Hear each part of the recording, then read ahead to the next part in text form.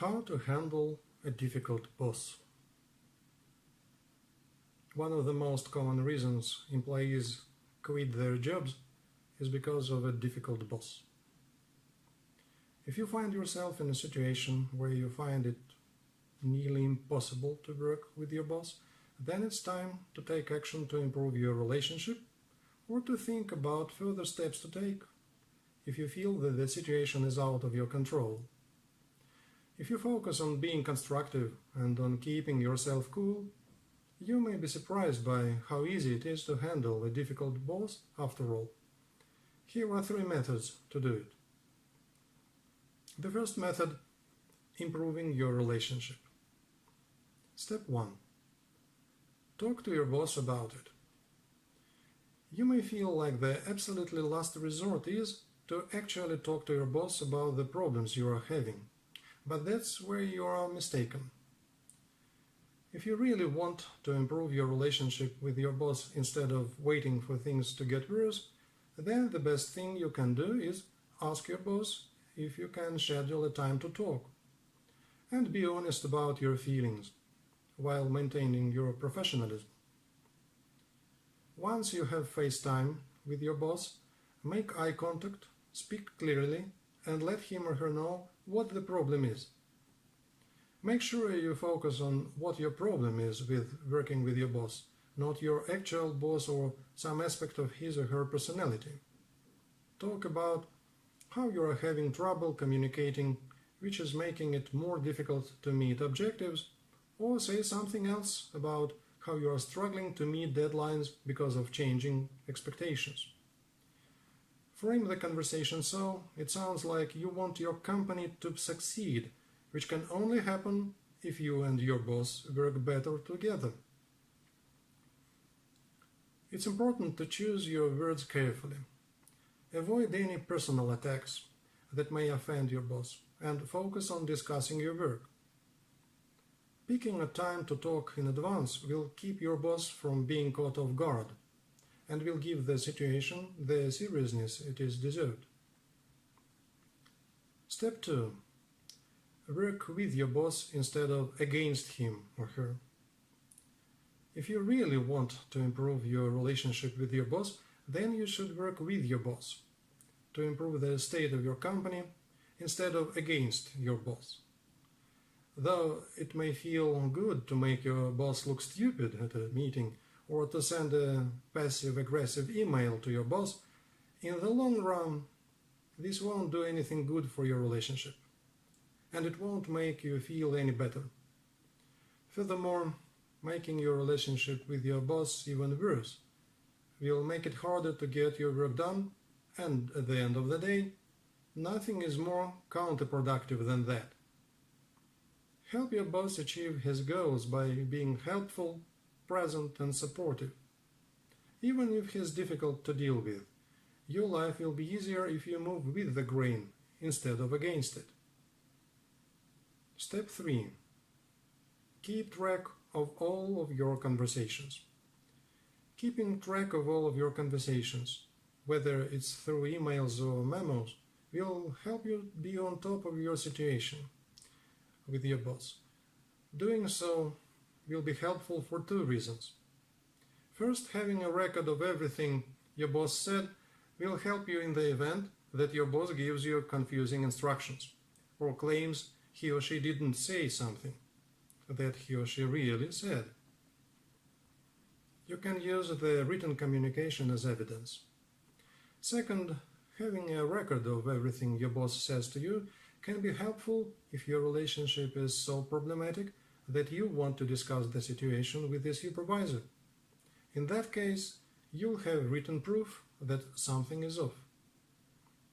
If you are really struggling to communicate with your boss, then try to make sure that all of your communication happens in front of someone else, so that you have evidence of what happened if your boss tries to deny it. Document everything that you feel is relevant to your concerns with your boss. You may want to purchase a pocket planner so that you can enter the issues on the appropriate dates. Keep this private. You don't want to pull out the planner and scribble notes in front of him, because that will cause more anger. You are keeping notes for your own sake, so that you have all your concerns backed up with facts. Step 4. Anticipate problems before they come up. Another way to improve your relationship with your boss is to keep an eye out for problems that may arise, and to react to them with preparation and forethought. If you know that there was a bad traffic accident on the freeway and that your boss is going to come in late, try to delay the meeting until he gets there, or start it off for him. If you know your boss is going to be angry after meeting with a difficult client, give him or her some space, instead of bringing up something upsetting, which may start an argument. If you know that your boss has difficulty accomplishing a certain task, try to keep yourself relatively free so you can be there to help out. The second method, maintaining the right mindset. Step 1.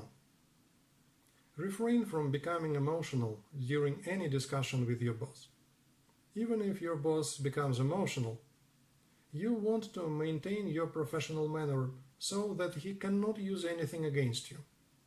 Note that your boss may become even more aggravated by your calm and professional demeanor, and if this is the case, explain to your boss that you would like to continue the conversation, but the last thing you want is to upset him, so suggest picking up the issue at a later time. If you lose your cool, your boss can blame you, even if you are upset over something completely legitimate. If you find yourself getting emotional in the middle of a conversation, excuse yourself and ask to resume the conversation at a later time. If you hear yourself raising your voice, stop, slow down, and take a few deep breaths. If you can't keep the conversation at a normal level, then you should resume it later. Step 2. Be prepared to discuss criticism of yourself when approaching a difficult boss with concerns. Of course, you have issues that you may want to discuss personally, but if he feels that you are criticizing him, he may turn the tables and place the focus on you. If this is the case, be professional. Listen to his concerns and tell him that you appreciate his feedback and that you will work on the issues, and then politely return to the problems you have. Don't get defensive or ignore anything he is telling you. In fact, it can be helpful to ask yourself if you are doing everything you can correctly before you start a conversation with your boss. You may be having problems with your boss because you have been doing something wrong without realizing it. It's best to anticipate anything your boss might say, such as the fact that you are always late, or that your reports need to be proofread before you start the conversation. Otherwise, you may be taken aback. Don't interrupt your boss and wait for him to finish giving his feedback. You don't want him to think that you are above listening to him. A difficult boss will be at their worst when you've made a major mistake, but you may be able to partly salvage the situation by handling failure at work with honesty and integrity. Step 3. Understand that you cannot change your boss. If your boss is characteristically difficult to handle, not just for you but for others, then the likelihood of him changing is minimal. If this is the case, use the opportunity to simply make him aware of your issues. At least he cannot say that he was never informed of your concerns. Though you can't change your boss or his personality, hopefully taking to your boss will send him on the path to improvement. Furthermore, you can work on improving your relationship without changing your boss. You and your boss may just not be compatible as people. If this is the case, then you'll have to find a new way to operate together, unless you feel like you have exhausted all of your resources. Sometimes you may have to accept your differences first, before you move on. Step 4. Remain professional when confronting your boss, even if you feel your blood is boiling. Maintain a calm demeanor and be prepared to listen to any gripes or lectures that he or she may want to share with you. Don't use vulgar language or personal attacks, and don't be lewd or say anything you would say if you were fighting with a close friend. Remember that you have a professional relationship with the other person, not a personal relationship. Even if your boss starts being unprofessional, don't use that as an excuse to follow suit. If you have something specific to say to your boss, you may even want to write it down or rehearse it first to make sure that it comes off as professional. You don't want to start saying something you then realize that you are stepping out of your bounds halfway through your conversation. Step 5. Do not go over your boss's head if you can avoid it. Not only will this cause hostility between you and your boss, but your boss's boss may refer you back to your boss, which may result in an even worse, unreceptive situation.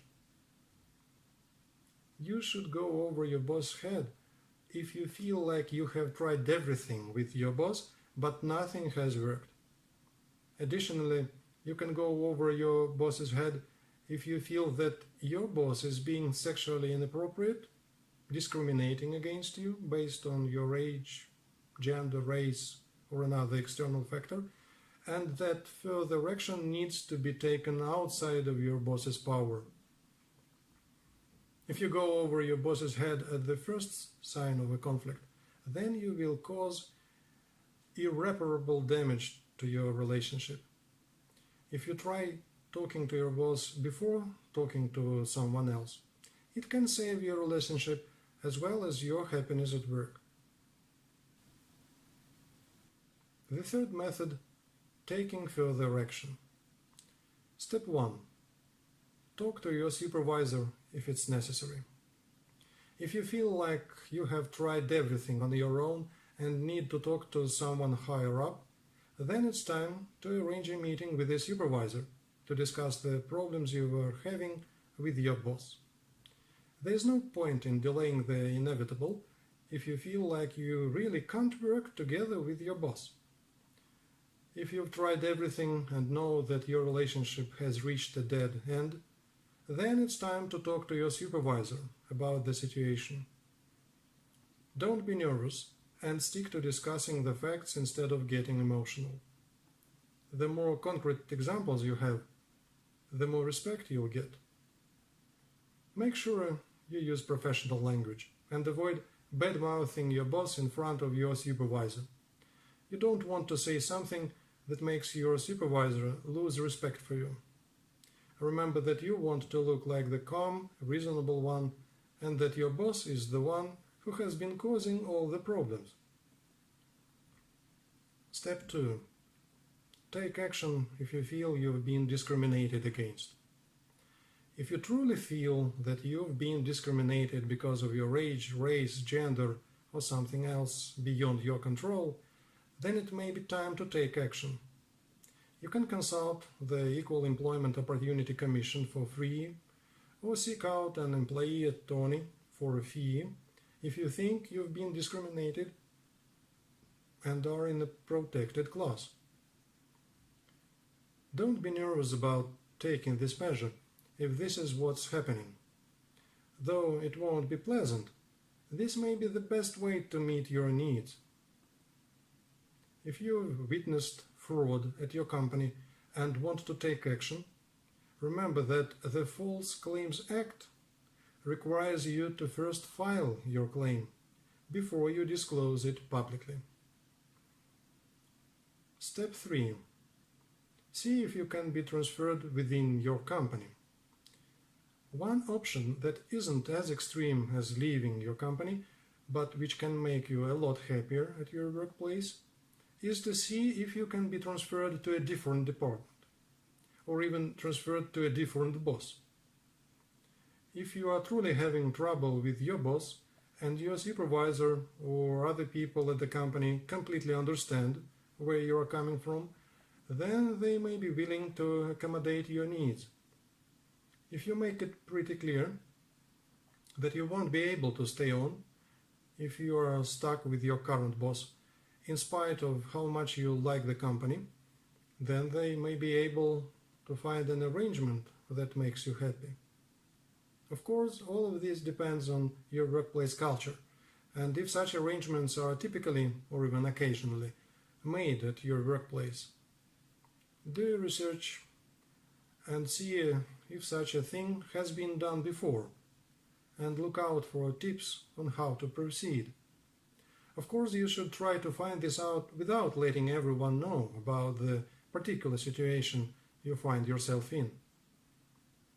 Step 4. Decide whether it's worth to leave your workplace.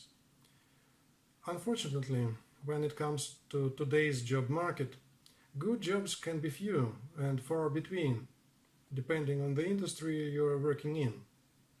Before you decide to go on the job market again or to leave your current company, you should ask yourself if it's really worth it for you to make this change. If your job is causing you mental and physical pain, and you really feel like you can't be there another day and keep your sanity, then it may really be time to leave. However, if you are just mildly annoyed or frustrated, you may want to hold off, or you may want to explore your options before you resign. Of course, if your boss is being inappropriate, discriminating against you, or doing other unreasonable things, then there is no question about it. You have to leave. Ideally, you should be able to look for new work while maintaining your current position. Being employed will make you a more appealing candidate for other companies. Step 5. Do your research carefully before you take another job offer. Though you may be bursting at the seams to leave your current work situation, you have to diligently do your research before you take a new offer. If you are too desperate to leave, you may jump at the chance to work at a new company even if it ends up not being a good fit. You could end up at a company with a boss who is even more difficult, though this may be hard to imagine now, and will only make your own working life even worse. It is important to take the time and to make sure that you are leaving a hostile environment for a comfortable one before you make the transition. As you interview for a new position, make sure you talk to other people at the company and get a strong sense of what your new boss will be like before you accept an offer. Though you won't know 100% what your new boss or job will be like until you start working there, you should follow your gut to see if something is off. Though you may be rushing to take on a new offer because it will mean you will have to spend less time at your current job, resist the temptation to take something that doesn't feel quite right, just because it means you'll get to leave your current difficult boss. Tell yourself that it's a worthy time investment to search for a place where you can truly be happy in the long run.